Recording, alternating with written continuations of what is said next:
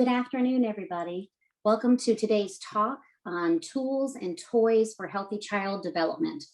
This is hosted by Tallahassee Memorial Healthcare, and we thank you all for joining us today for this year's virtual Baby and Family Fair. We look forward to talking with you and learning all about child development today. I'll start by introducing myself. My name is Amber Dodson, and I'm an occupational therapist. I'm a pediatric OT here at Tallahassee Memorial Rehab Pediatric Outpatient Center, and I have over 20 years in the field of occupational therapy. I've been with TMH now for over 9 years. I graduated from the University of South Alabama in Mobile, and I have two beautiful children of my own. I work with developmentally challenged children, neurologically impaired children, orthopedic children who might need splints, and I also work with a lot of feeding aversion kiddos. My most recent certification is in tick management, vocal tics or motor tics, obviously Tourette's syndrome. I'm highly trained in what's called a CBIT program, Comprehensive and Behavioral Intervention for Tics. And as a background, just to tell you a little bit about what occupational therapy is, most people tend to think that I just help people find jobs, and that's not it at all. In a pediatric realm, I really help to teach children how to gain their independence while strengthening and developing their fine motor skills, their sensory motor skills. I also work on visual motor integration as well. And I also work with children. I'm trying to teach them about their sensory processing skills. Parents ask me all the time, well, what is this sensory processing? What is this new world? Basically, all it is how children respond to their ever-changing and exciting environment, basically. Some examples of that could be a child that screams when their face is wet, a child that throws a tantrum when you try to get them dressed, a child that maybe would have a high or a low pain threshold. Those are certain things that children are responding to in their environment. They're all learning, again, about their ever-changing environment. While some kids might love some of these behaviors, some kids avoid some of these behaviors. And it's up to your pediatric team, therapy team, to help you determine if you're having concerns with your child or not and how best to manage them. I'm also joined by two of my very special colleagues. I'm joined by my pediatric speech language pathologist, Toni Mastrota, and pediatric physical therapist, Myla Wahlquist. Toni and Myla, if you will, I'd love for each of you to share a little bit about yourself, some of your experiences. And Myla, would you start with us? Sure. Milo Wahlquist, and I've been a pediatric physical therapist for 32 years, and I've been with TMH Peds Rehab for the last 25 years.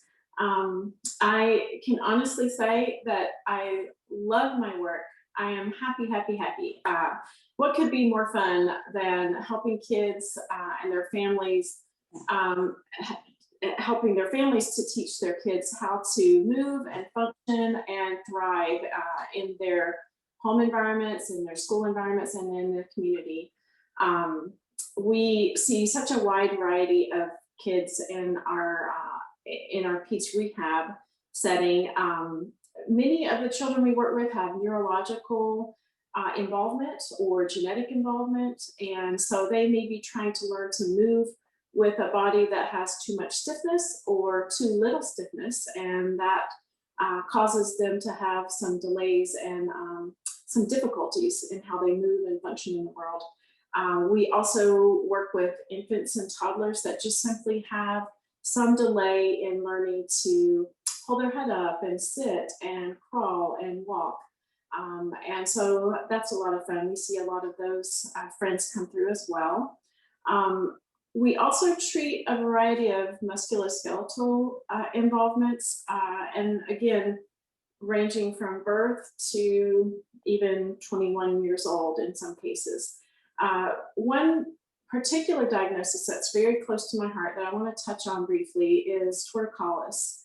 Torticollis is a condition that is seen in infancy at birth. I brought my baby to try to demonstrate a little bit for you.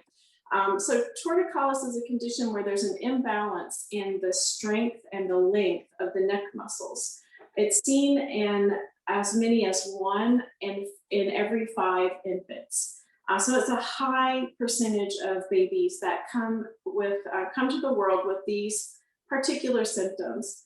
You may notice your baby has their head tilted to the side.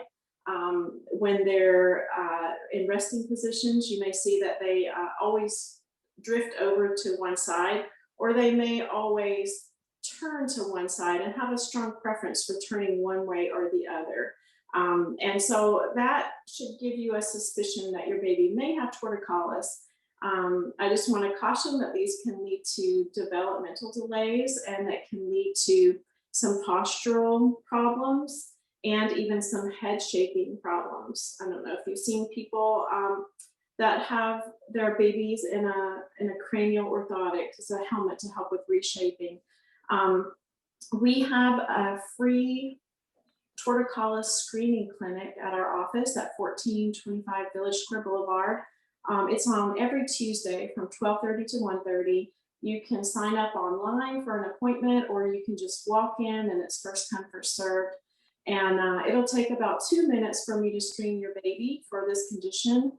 And I can give you some handouts and ideas of how to work with your baby and reposition and avoid some of the long-term problems. Many times, if we are able to see the baby by 2 weeks and rule this out, or if we find the problem and give you some exercises, you never end up having to come in for therapy. And that's the goal of this clinic, is to have an early identification of the problem and some quick resolution without ever having to come to therapy. So that's one of the main things I wanted to highlight in my introduction. And if you have questions later, you can shoot those at me. Thank you. Awesome. Thanks, Myla. And Toni, you're up.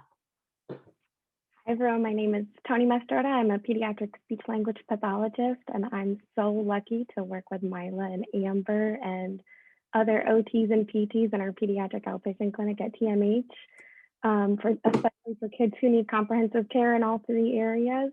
And a little bit about me: I went to FSU. I have a bachelor's in communication disorders as well as a bachelor's in Spanish. My master's is from the University of South Florida, and then I couldn't stay away from Tallahassee, so I came back to TMH.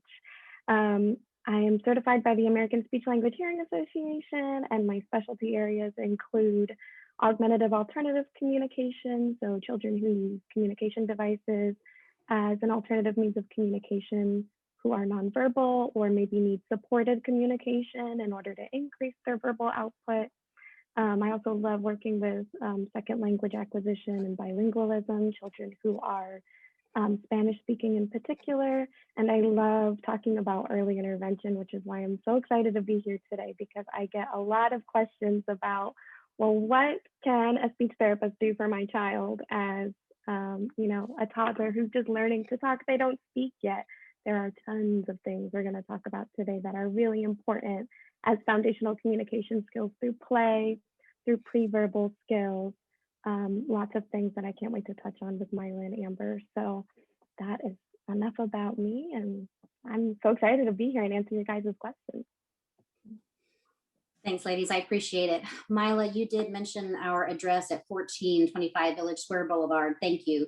Just as a reminder, in case if you aren't familiar with where we are, we're behind Premier Gym, across the street from Village Square Publix off of Thomasville Road. So again, thank you guys for having us, and we're very, very happy to be here.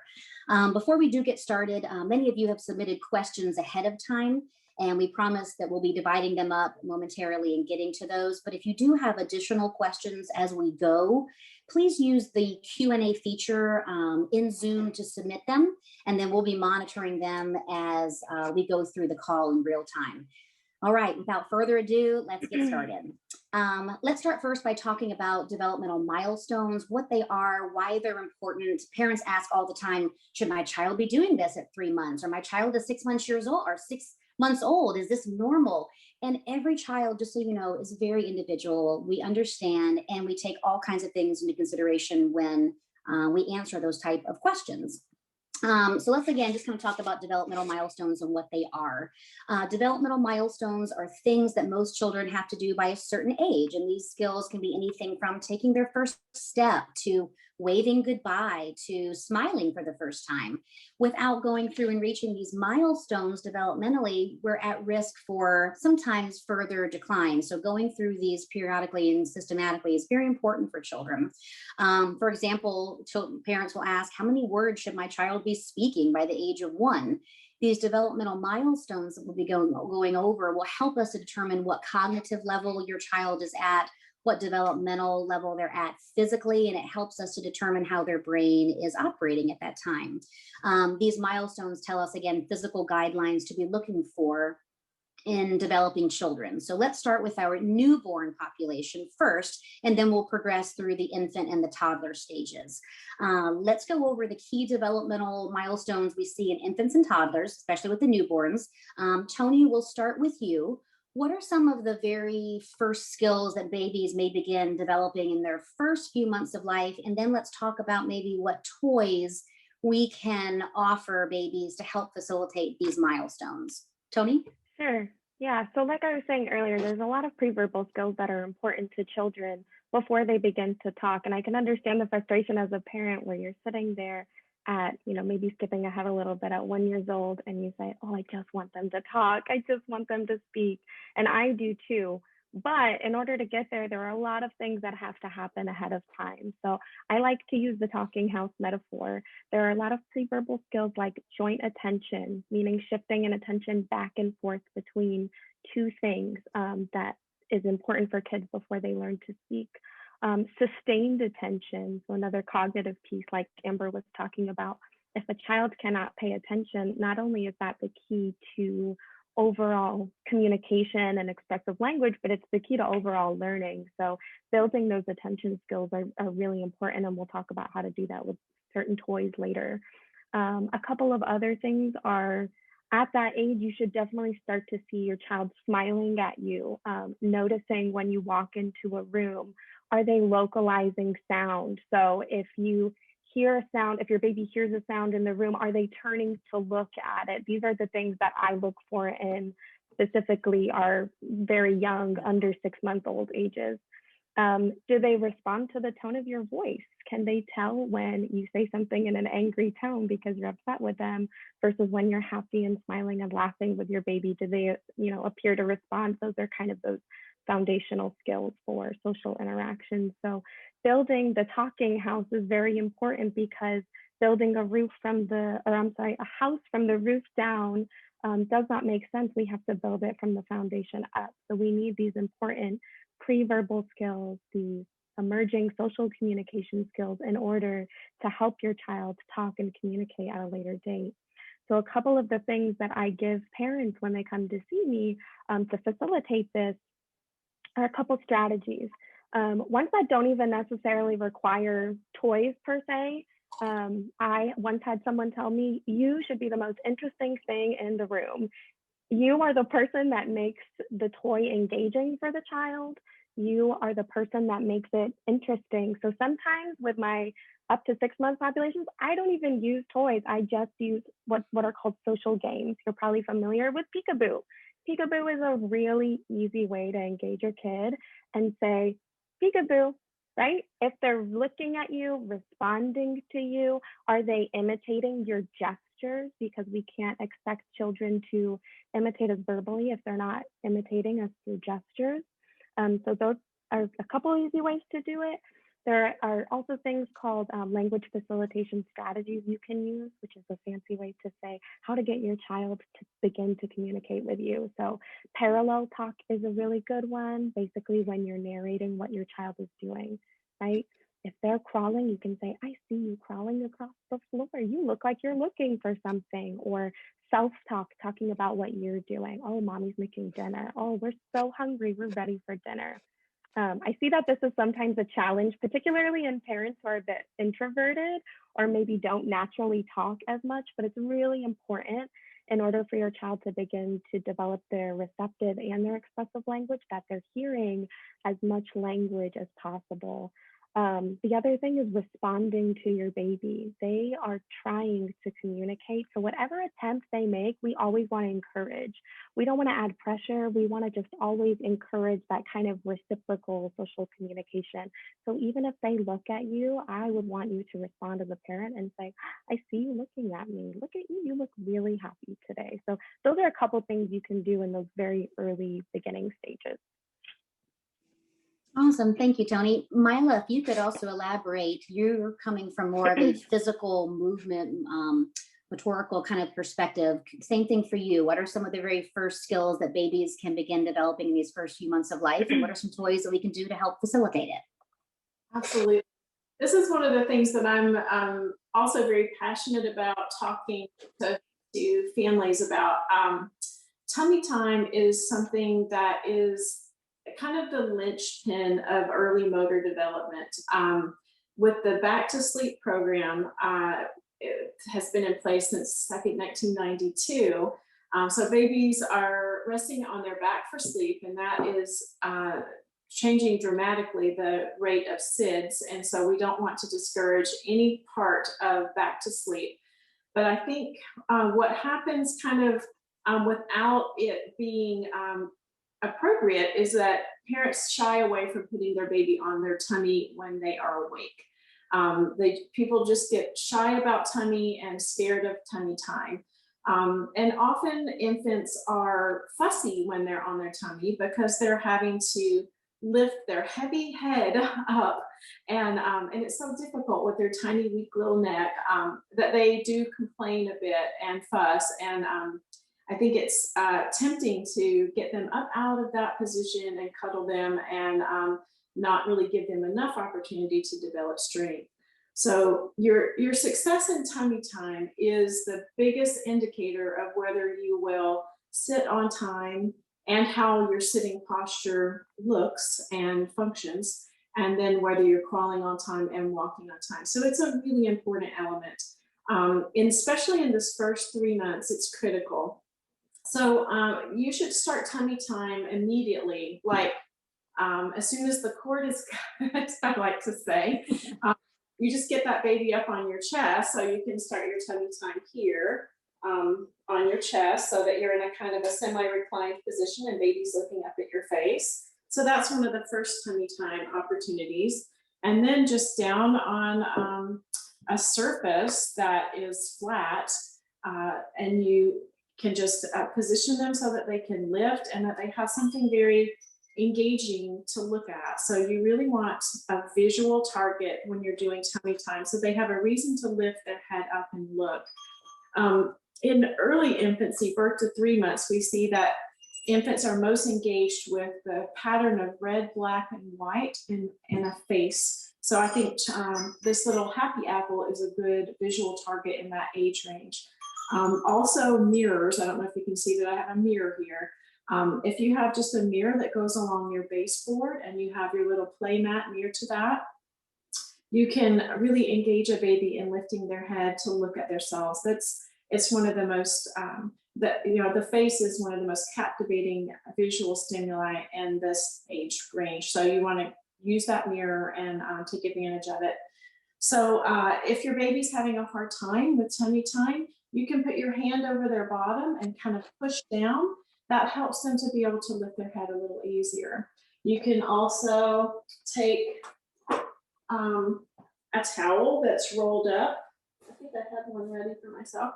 A little towel that's rolled up, and you can put it up under their chest to make it a little easier. And there's a lot of tummy time play mats that are on the market. They're nice, they're not necessary, but they're nice if they help your baby to be able to lift up a bit better. So by 3 months, your baby should be able to push up on their forearms and lift their head all the way to 90. And they should be able to play like that for about 20 minutes without fatiguing. Now, that's a long, long time in baby land, a really long time.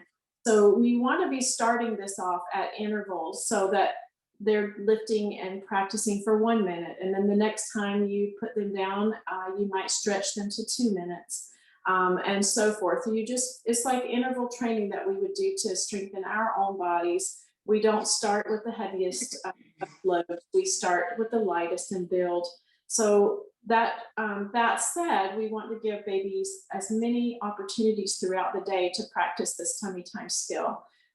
So I would avoid putting your baby in the birth to 6-month baby. I would avoid putting them in a bouncy seat or a swing or any other type of baby container, because anytime that they are not on the floor learning to move in gravity or being held, and like Toni said, working on this face-to-face kind of milestone work, it's kind of a barrier to development versus an assist to development. So we want to get them out of containers and have them on the surface working against gravity. By 4 months, your baby should be able to push up on nice tall arms. And between 4 and 6 months, they're starting to clear their chest and their belly and getting themselves ready for crawling that comes a little bit later.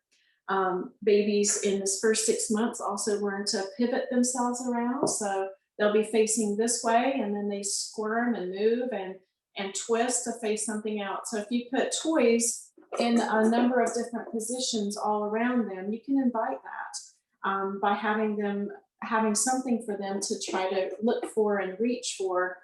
It invites that kind of movement. Also, in this birth to 6-month period, you have hands to feet and feet to mouth in the 3rd month. And then you have some prop sitting developing too. So you want to give your baby a chance to practice sitting. Even if you're holding them and supporting them fully, getting that head control early on in the 3rd month is a great preparation for sitting. Then at 4 months, babies can prop like this and sit briefly. 5 months about like this. And then 6 months, the hands are free and ready to play with toys. So that's just a little summary on birth to 6 months. It's one of the biggest parts of gross motor development. It's one of the it's an underpinning that really can't be understated. Myla, I love what you said and how much our two interact with each other. You could put toys around the room and have your child work on gross motor movement while localizing sound. You could play peekaboo on tummy time in front of the mirror. You could work on multiple milestones and areas of development at the same time with the same activity. So cool. Absolutely. You guys already answered the next question that had kind of come in. It was, what can parents be doing to help support like healthy development during these stages? So peekaboo, parallel play, self-talking. Myla, obviously with the tummy time. From an OT perspective, what I do, we want to engage the child in anything that involves any of their 5 senses, encourage toys that are visually stimulating, like we said, with the black on white pattern with another contrasting color. Those are great visually stimulating toys. Toys that involve some sound, some touch, some play, but of course, obviously wanting to make a calming environment as well. So swaddling is very important as well. Soothing music is very important for a calming newborn as well. Since we're still in this newborn stage right now, I do want to give a shout out to one of our colleagues. Her name is Lisa Whiting. She's a physical therapist, but not only that, she's a pelvic muscle floor therapist as well. And she works with a lot of new mothers who have just given birth, who have a lot of pelvic dysfunction. So just wanted to let you know if that's a concern of yours, we're happy to help you in that area as well. Lisa Whiting would be the person that you would contact. Her number is 850-431-6231. Again, that's 850-431-6231. All of you new mothers, you do not have to be experiencing pain. There's 2 things to remember that Lisa wanted to talk about for all the expectant mothers and new mothers out there. It's not normal to leak when you urinate, and sex should not be painful. So those are 2 things we just wanted to kind of throw out there. Lisa wasn't able to join us today, but again, while we're talking about the newborn stage, these are things that we need to consider for you mothers as well. Okay, let's move on now from our newborn stage to kind of moving on to a little bit older, about 6 months old population. Again, the question is, what are some of the developmental milestones that parents can maybe start looking forward to? Toni, we'll begin with you. And again, we're just trying to figure out what are some of the developmental milestones that parents can be looking for around age 6 months. Sure. So at this point, we should probably start seeing babbling, either babbling of a similar kind, and then in later stages of development, closer towards 8 or 9 months, you should start seeing babbling of a variegated kind, which is a fancy way to say when kids imitate adult language, basically when they string sounds together in a non-repetitive way.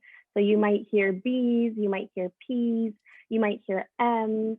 And if you don't, then I wouldn't panic, but you should start to see kind of an emergence of sounds and building a child's overall speech sound word bank or sound bank, if you will, so that they can start to eventually place them into meaningful words or meaningful approximations, which means things that sound like a word that are not the particular word itself. So if your child, closer to 1 year, you'll see this. I'm skipping ahead a little, but if your child is saying baba for bottle, I wouldn't worry about that because, T's are not developmentally appropriate to that age yet, but you should see kids starting just to babble at that stage, starting to discover their voice, starting to vary volume and intonation. Maybe they'll make different sounds while they're crying, depending on if they're happy or angry with you, or depending on maybe whose attention they're trying to get. You should also see them starting to use gestures. So another great social game is wheels on the bus, right? You can start to model the wheels on the bus, or you can start to model the people go up and down. See if they can imitate you. If you don't, in therapy, what I do is I physically take a child's hands and show them and see if they can do it afterwards when I remove my supports that way. They should definitely start responding to their name. So if you call their name, are they turning to look at you? And I also like to be really mindful of this stage of possible hearing difficulties. Sometimes if hearing difficulties aren't profound or significant at birth, because every child should have within the state of Florida a newborn hearing screening, if they're not significant or profound enough, then you should continue to monitor it, because even though your child isn't flagged at birth for hearing difficulties, it might be that they have maybe some lower frequency hearing losses, which is typically where most of our conversational tone happens. So if they do have those lower stages of hearing loss, they might be missing out on some really key speech and language that you as a parent are modeling. And I would say that's what I see the most commonly with this population is kids who, went unnoticed for hearing screening. So a couple of things to look for are things like, are they holding really noisy toys up to their ear, like they can't hear it? Are they responding to their name? If you make a loud noise, maybe you drop something in the kitchen, does it startle them? Those are things to look out for and be mindful of. And if you do need a hearing evaluation, to talk to your pediatrician about. A couple of things you can do to promote some speech and language at this stage, because again, at this stage, they shouldn't have any real single words yet. Those come later, about 1 year old. But you can start doing what are called environmental noises. So noises that hold communicative meaning, but are not necessarily words. So my favorite is every time I drop something in therapy, I say, uh-oh, to the kid. So vowels are really easy for babies of this age to imitate. So if I say uh-oh every single time I drop something, although it's repetitive for us, it models good language for that child to be able to participate in communication in a way that's capable to them. So they can produce vowels at that stage, and they could maybe imitate at a later date. Another thing is just continuing gestures. So we talked about wheels on the bus. Sometimes you can have them blow kisses at family members if you find that that's okay, or maybe even just wave to promote that social communication, because nonverbal communication or pre-verbal communication is still communication. Having them clap when they do something good. If they do something and you clap, can they clap back with you and imitate? And if not, taking their hands and showing them. You could even start to introduce some baby signs. So I think a common misconception with some parents when they come to speech therapy and I start to say, oh, do you want more? They think that I'm teaching their child sign language, when really what I'm doing is I'm facilitating their verbal communication with signs, with another form of communication. So a lot of research only says that another form of communication is only going to help your child's verbal communication. So teaching them to sign more will only help them be able to verbally say more quicker than it would without it. So you can even start to introduce them. They might not necessarily be using them at that point, but you can start to introduce them in hopes that they do start to use them one day. Then you might hear "ma," right, instead of "more," because they're not having those R's yet. But then one day you'll hear "more" clear as day, and you'll be ecstatic because it really is the most exciting thing when you hear kids say their first words. So those are kind of mostly the things that I look for around 6 months. Awesome. Thanks, Toni. Myla, just to make sure you have plenty of time to talk as well to keep us from going over, but do you have any other things to add in this, maybe say 6 months to 1 year category? Sure, I will try to run through really quickly.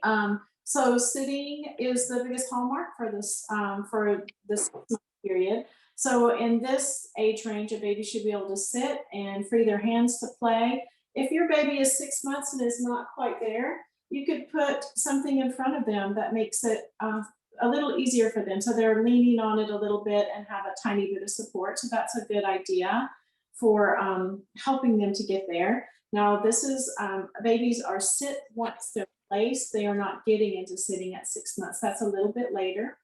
Going back to the tummy time track for this period, babies are usually pushing up onto hands and knees by 8 months. And then they do that little thing where they rock back and forth on their hands and knees. And that's really good for shoulder girdle development. This is one of the last chances for babies to develop strong shoulder girdles, which will really impact their ability to write and cut with scissors and other things that Amber specializes in. But getting down on hands and knees and pushing and holding is very important for that. Crawling usually happens between 9 and 11 months. So that's that hands and knees crawling. Typically we have the belly crawling that happens before that. That's in like the 5 to 7 month range. But the hands and knees crawling is very important. It's 9 to 11. I would say it's so important that I wouldn't really encourage the standing and walking any earlier than you have to. Babies will find it and they will do it, but I would not push them out of the hands and knees to get them up walking. I'd leave them down there as long as possible because it's really good for coordination and for strength to stay in the hands and knees. By 9 months, babies are reaching up onto low surfaces and pulling up. They can get into standing and kind of lean on a surface by the 9 month mark. And then between 9 and 10, they start stepping to the side, holding onto the couch or a coffee table. And that's kind of the progression of those upright skills.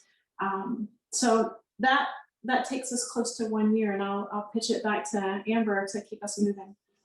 No, that sounds great, Myla. We're probably about 15 minutes left, so I want to make sure we get everything in. Thank you guys for all that you mentioned. I'll just briefly speak on feeding. Between this time, we get to start doing feeding with kiddos. It's so fun going from a bottle or the nipple to more of a solid foods. Again, there's random spoons. There's all kinds of fun adaptive spoons that can be utilized. I'm a big fan of, even before you start solids introduction, just let them play with a spoon. Let them chew on a spoon. There's plenty of chew tools that are available to parents to be able to help facilitate just chewing and munching. So therapists like ourselves, we can help with that to facilitate that. But this is a really fun time to be able to start engaging in that. As we now start to transition to kind of our toddler and maybe our 2-year-old children are getting a little bit older, again, let's talk about them and how kids grow and how they change. We'll quickly kind of go over some really highlighted just developmental milestones to look at for these kiddos. And Toni, I'll have you go first, followed by Myla. Yeah, as you can tell, we love talking about pediatric development, but I am going to try and keep it brief because we're really looking forward to the questions at the end. Going back to what Amber said quickly about feeding, feeding is one of those areas that definitely overlaps between speech therapy and occupational therapy. So in terms of, pre-feeding skills, like Amber was saying, sometimes I'll also look for, is that diet safe for that child? So do they seem like they have the oral motor skills necessary in order to handle whatever foods are being introduced to them? So that might be one area where you see an overlap in therapy sometimes between someone like Amber and myself. Around 1 year old, you can kind of think of language in two different parts. You can think of it in terms of receptive language, which is how a child is understanding language that's given to them, and expressive language. So in terms of receptive language, how they're understanding language, at around 1 year old, you should see them start to understand basic directions. If you say, put your shoes on, can they follow that direction? If you say, put it in the trash, can they follow that direction? Just one simple direction is what they should be able to follow at that age. Are they able to point to pictures of basic vocabulary in books? So you should always be reading to your child even before they can talk, because we do develop receptive language, how we understand language before we start to speak language. So the more you can read to your child, the more you can work on those preverbal skills like paying attention, or as much as possible, you can also give them just passive language input. That's really important for their development.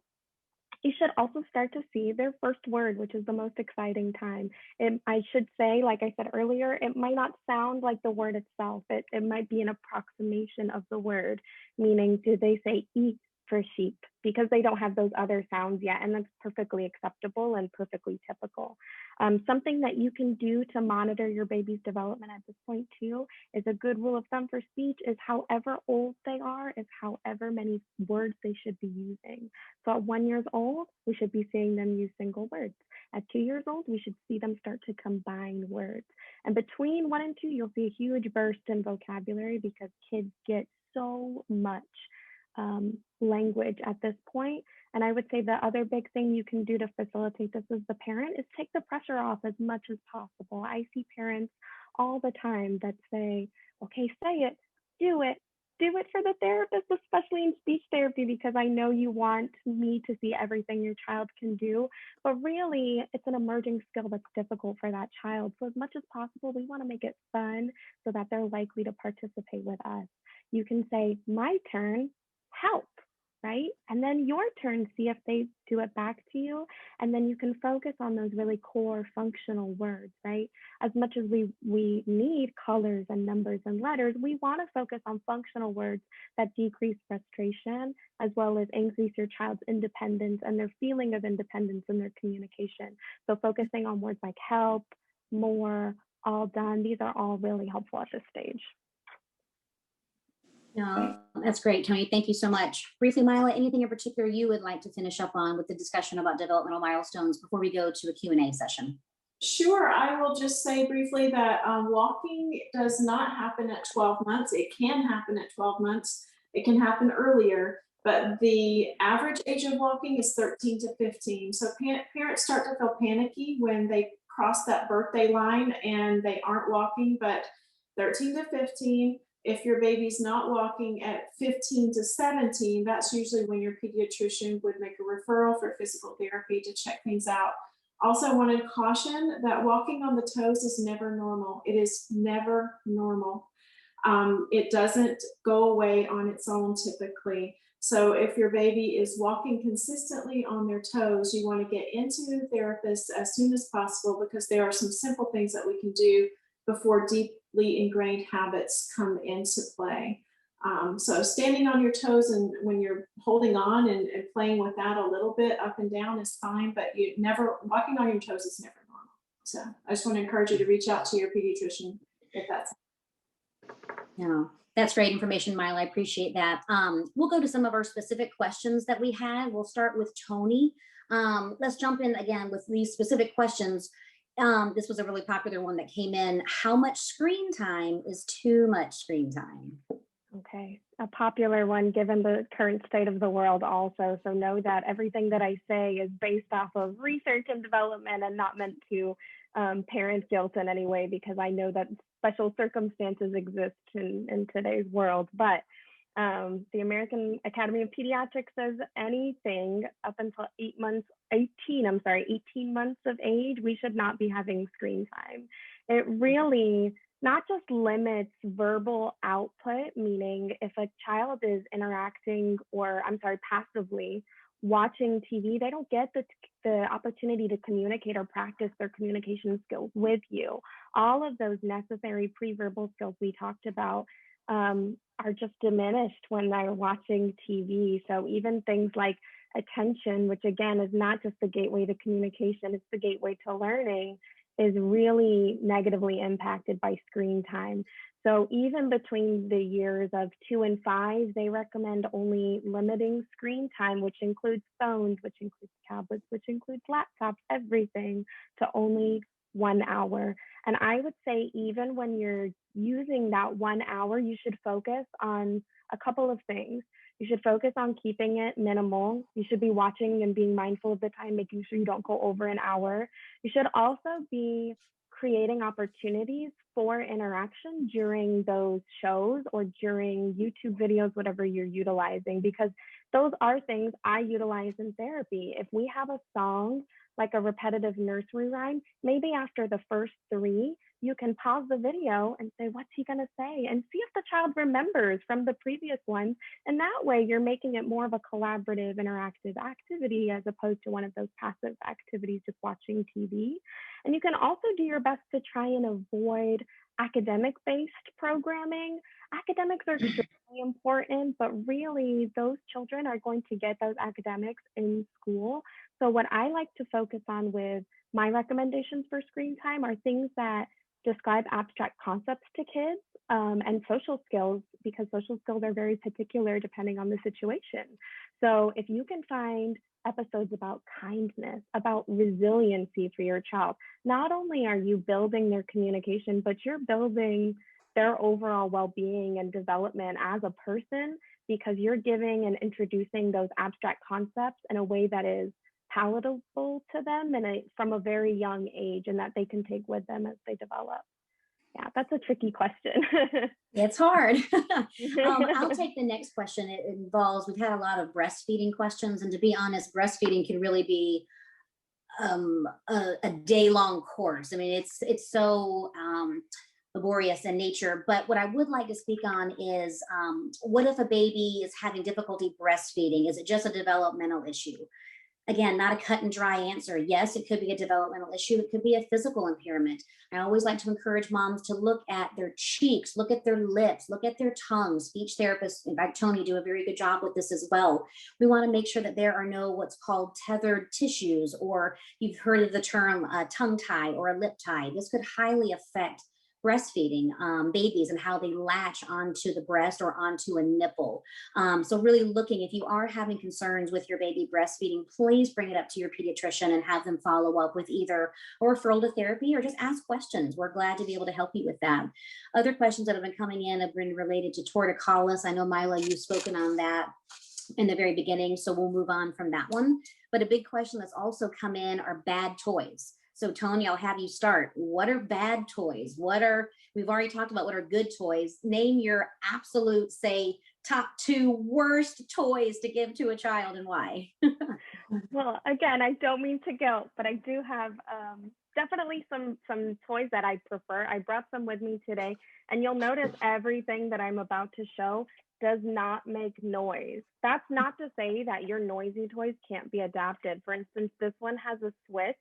I never turn it on in therapy. And the reason being that is if I use a noisy toy, that child doesn't have the room to create their own noises, discover their own voice and communication abilities, and develop from there.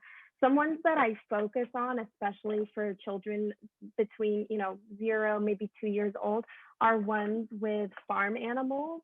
So any kind of animal that makes a noise, although it feels silly to sit there and go ba ba ba with a sheep, it's giving that child not only the verbal imitation skills to imitate you and play, but it's building their speech sounds as a whole. So those are 2 that I focus on. I also like anything that has like a big cause and effect reaction. So for example, my turtle car that I showed earlier, if you push it, it goes. So working on joint attention skills, like shifting back and forth between the parent and the toy, I might push the turtle, hold it, call their name, and as soon as they look at me, I let go, and now they're shifting their attention back to the turtle.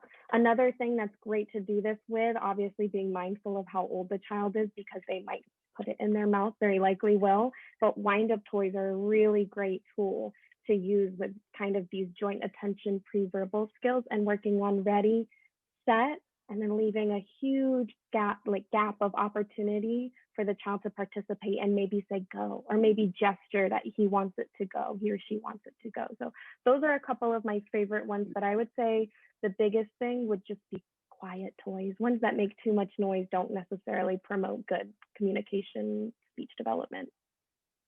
No, that's perfect. Myla, I'm going to give this next question to you. We've been having several questions come in about specifically toe walking. I know earlier in the presentation you talked about toe walking and how we never really want to try to encourage, but we've got a mom with a 4-year-old that says that they occasionally still walk on their toes. And at this age, are there any corrective actions that might be able to be taken, and what harm could be caused if it's not corrected? Okay, yes, absolutely. There's a lot we can do. We see toe walkers of all ages in our office.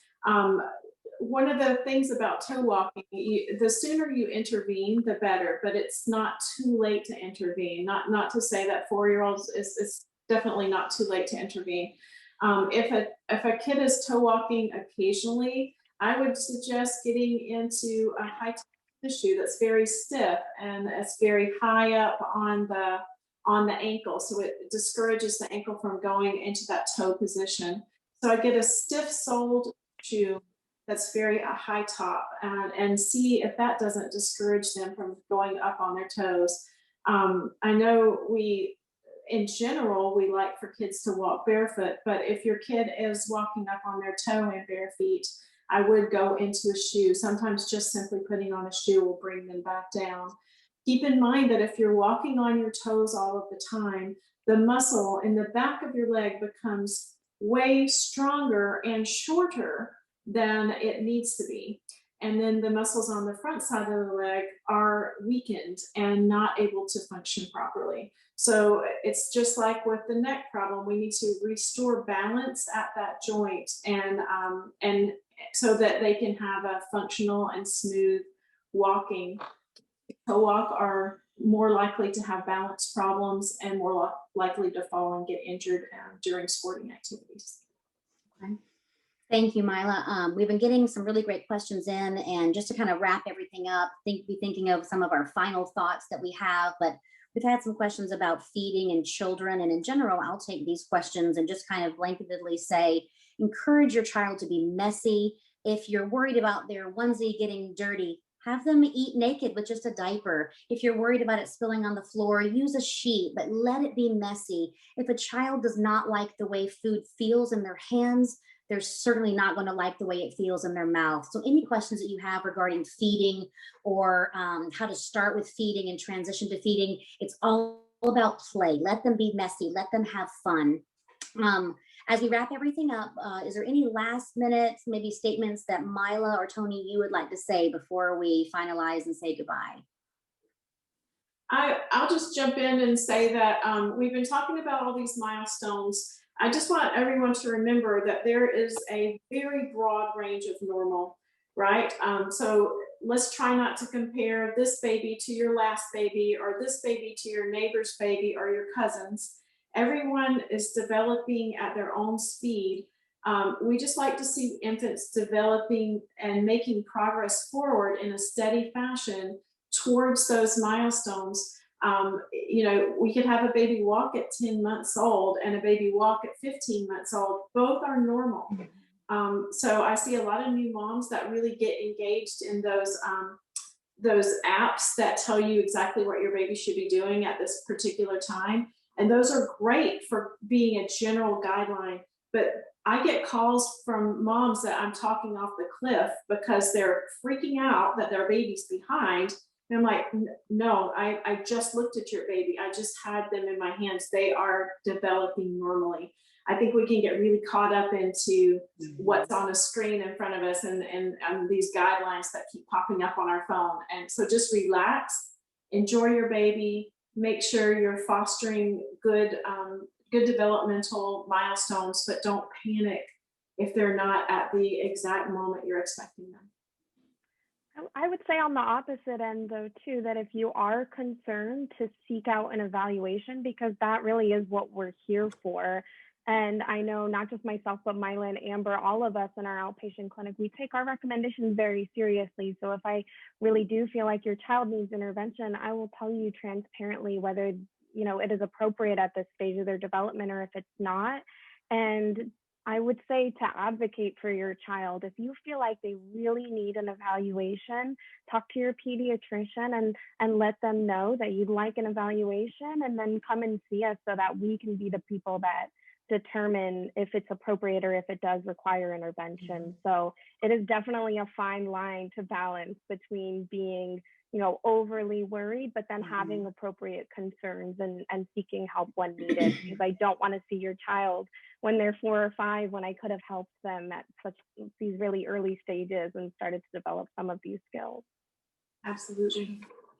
I'll wrap up also too with, there's been a lot of questions that have come in about, my child isn't eating vegetables. How do I get them to eat fruits? How do I get them to eat more than just McDonald's chicken nuggets and goldfish crackers? Again, this could be a whole other issue that we talk about for days and weeks and years. But from just a general standpoint, children get exposed daily to a McDonald's advertisement 4 times a day. How often are you advertising and giving exposure to your child to broccoli? So exposure, exposure, exposure. It doesn't have to mean that they have to eat the broccoli. Maybe they start off just playing with it, smelling it, licking it, putting it to their face, putting it to your face, handing it to you. So there's all kinds of strategies that really can be utilized when it comes to feeding, especially vegetables. And I get it, parents, vegetables are hard to get your kids to eat. I get it. But with exposure, if you're competing against McDonald's 4 or 5 times a day, we got to be better than that. We can do it. And I know you can. We're here to support you, and we're happy to do that. That pretty much at this point kind of brings us to the end of our time today. We have had a lovely time with you. And again, we're passionate about what we do. We're here to help you at any given time. Parents, it takes a village. You are not alone. You're doing a great job. So again, speaking to our audience, we just want to say thank you for allowing us the time to be able to speak with you and just utilize this time effectively. And again, we hope that you can join us for our final baby and family virtual fair, which happens tomorrow on Friday, May the 7th at 12 p.m.